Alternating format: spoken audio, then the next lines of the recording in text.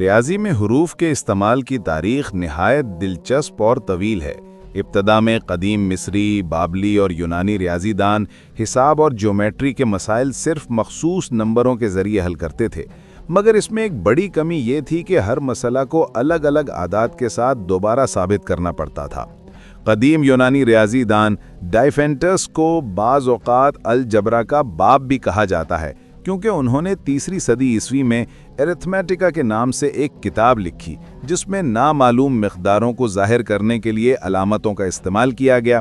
اگرچہ ان کے حروف آج کے الجبرا سے کافی مختلف تھے، لیکن یہ ایک بڑی پیش رفت تھی۔ بعد ازاں اسلامی سنہری دور میں 9ویں صدی کے مشہور مسلمان ریاضی دان محمد بن موسیٰ الخوارزمی نے الکتاب المختصر فی حساب الجبر والمقابلہ لکھی۔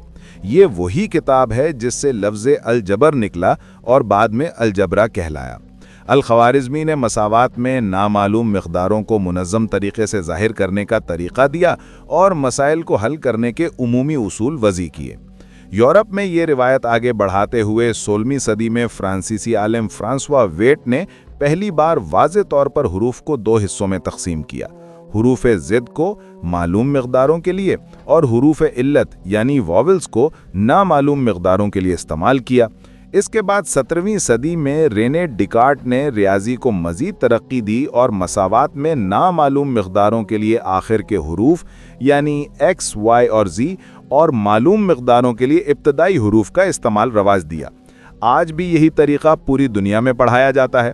یوں یونانیوں سے شروع ہونے والا یہ سفر مسلمانوں کی کاوشوں سے گزرتا ہوا یورپ تک پہنچا اور آج کی جدید الجبرا کی بنیاد بنا۔